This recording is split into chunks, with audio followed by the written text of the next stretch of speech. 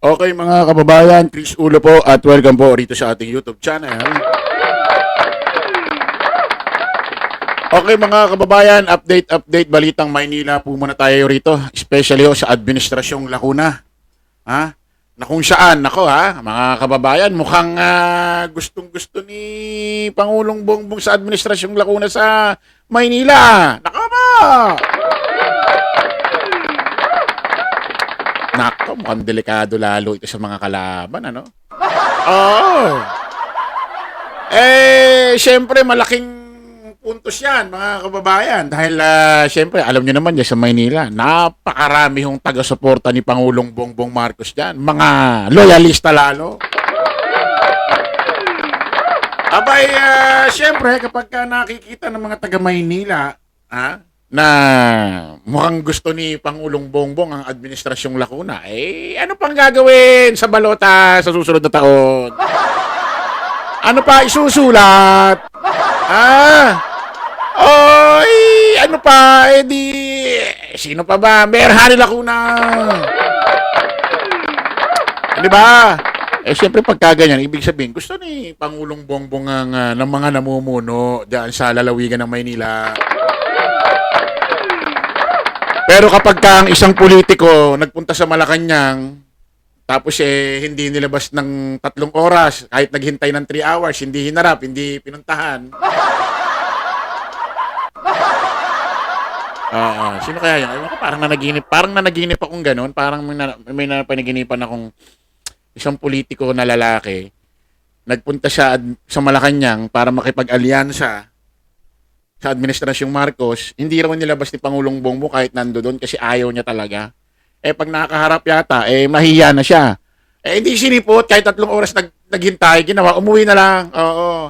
Ngayon parang, sa panaginip ko, parang mas gusto na lang makipagtropa sa DD shit kasi no choice na siya. Ewan ko kung sino yun. Ano kaya yun, no? Saan ka ba? Alam na!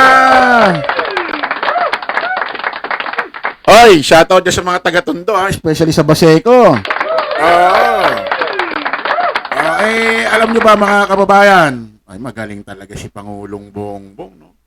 Tapos nakatandem pa. Nakasama pa si Mayor Hani Lacuna. Kumbaga, kulab.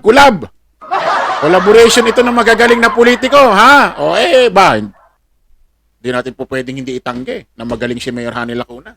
Ang kanyang administrasyon. Kita nyo naman nung nakaraan. For the first time in history dyan sa Maynila, na-awardan ho ang Maynila Administrasyong Lacuna sa unang pagkakataon at babae pa.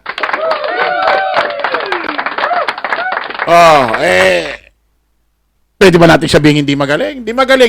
Talagang magaling. Isipin mo, nagpapatayo ng mga proyekto. Nakapagpatayo ng universidad dyan sa Tondo, kauna-unahan. Nag-iisip pa, nagpaplano pa ng iba't ibang programa. Nag-iisip pa ngayon, paano hindi ma-hassle, ma-stress ang ating mga minamahal na senior citizen dahil hindi na pipila sa ATM machine, hindi na maghahanap ng ganyan, ganito. Nag-iisip, hintayin natin yan. At ito pa, bukod sa ginagawa lahat yan, nagbabayad pa ng utang sa nakaraang administrasyon. Di ba? Sama-sama silang ng utang. Sama-sama sila nagpatayo ng proyekto nun. Pero nung magbabayad na, wala na si Isko.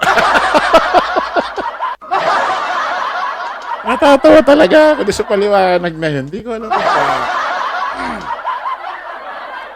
Sama-sama silang nangutang pero nung magbabayaran na, umalis na yung isa, nagpresidente.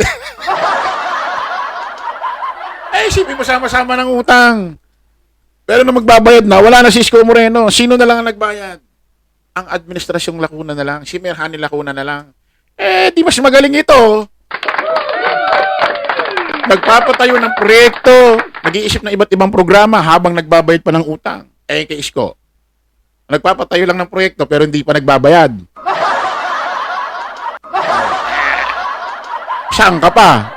Di doon ka na sa nagpapatayo ng proyekto, nagbabayad pa. Kaya kung tutuusin, mahirap talaga ang ginawa ni Mayor Hani Lacuna. kanyang administrasyon. Basahin natin ito ngayon. Anong nagkulab si Pangulong Bongbong Marcos at Mayor Hani Lacuna diyan sa isang bahagi ho ng Maynila, diyan sa Baseco, Tondo. Basahin natin. Pinangasiwaan ni Pangulong Ferdinand Romualdez Marcos Jr. ang pamamahagi ng mga na umpiskang frozen mackerel sa mga residente ng Barangay 649 sa Baseco Fort area sa Tondo, lungsod ng Maynila noong Disyembre 14, 2024. Ito yung nahuli. Smuggle. Ginawa, pinamahagi na lang.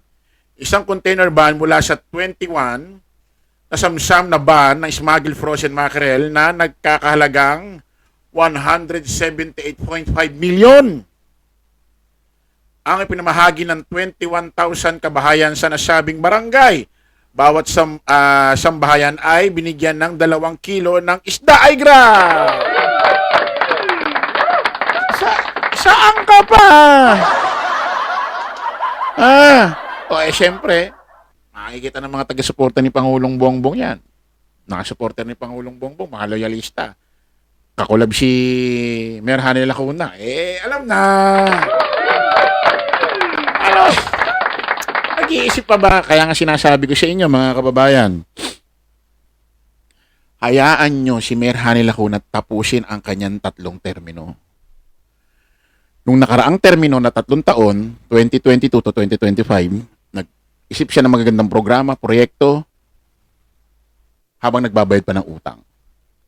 Ngayong pag lagpasan niya na yon, itong susunod na administrasyon, kung pagbibigyan niyo pa siyang maupo, at palarin pa, mas tututukan niya ang malalaking programa ngayon, sigurado yan. Di ba, nung nakaraan yung pensyon ng SS niya sa Maynila, nadagdagan? Malay nyo. Hindi nyo masabi. Sa pangatlong termino, maging 20,000 na isang tao dyan. Di ba? 20,000 isang tao na. Ay, hindi masabi. Malay nyo magkatotoo. Walang imposible kapag ang lungsod ay umaasenso. Di ba? Paano ba aasenso ang lungsod? Puro ba dahil sa build? Hindi. Kailangan marunong ka balanse. Aanin mo ang napakaraming proyekto kung mababaon sa utang. Parang sa bahay yan sa pamilya. Aanin mo ang bahay na maganda. Nagpa-renovate ka na nagpa-renovate ang tatay mo ng bahay. Tapos lubog naman kayo na lubog sa utang. Masasabi mo bang asenso yung pamilya na yun? Siguro. Pag may maglalakad doon sa lugar nyo, ang ganda ng bahay. Mukhang asenso itong pamilyang ito. Sa unang tingin. Kasi hindi mo alam yung istorya . Kaya sasabihin mo, ang ganda mo, ang asenso ang bahay itong pamilya na to . Hindi mo alam yung istorya . Pero hindi mo alam, na-renovate yung bahay nila. Pero baon na baong sa utang yung tatay. Ay, gugustuhin nyo ba yung gano'n? Mas okay yung bahay na pamilya sa isang street sa kabilang kalsada na yung bahay unti-unti nire-renovate. Unti-unti. Pinapantay lang dun sa pasok ng pera ng bahay. Mas okay yun, di ba? Mas organized.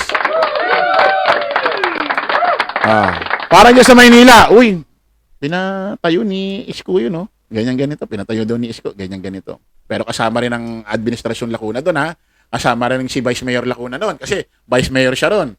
Hindi naman po pwedeng kasama lang si Vice Mayor Lacuna sa pumirma ng utang, pero pagdating sa bill, di na siya kasama. Kasama rin siya doon, Vice Mayor siya . Di ba? Sinasabi ko . May naglalakad sa Maynila. Ayos to . Ganda ng building na to . May mga pinatayo rito . Pinatayo ng administrasyong Iskuto kasama si Mayor Hani Lacuna. Sa unang tingin, pero hindi mo alam, yung Maynila, tagtad ng utang, baon na baon.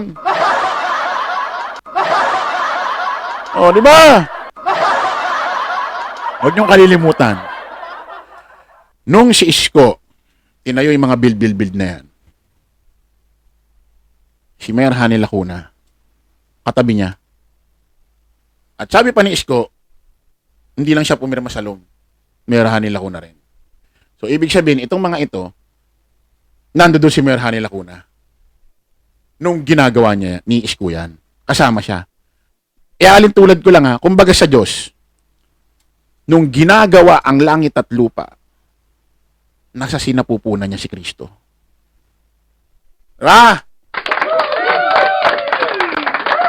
Ay, mga nakikita nyo sa Maynila na yan, yung mga build na yan, kasama yan si Mayor Hani Lacuna. Kasi vice mayor siya.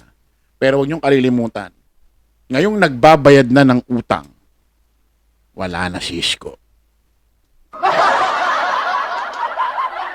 Wala na. Lacuna na lang.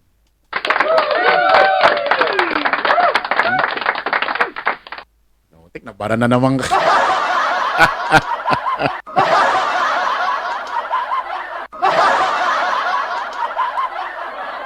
Putik, soplak na rin. Iba si Chris Ulo, no? Iba, no? Naramdaman niya? Okay, maraming salamat mga taga Maynila. Kita-kits po ulit tayo sa panibagong live, panibagong vlog. Alam po ba samantalangin yung lingkod dos Chris Ulo? Lagi natin tatandaan doon, follow the majority, follow the right way. Maraming salamat. Kita-kits po tayo ulit.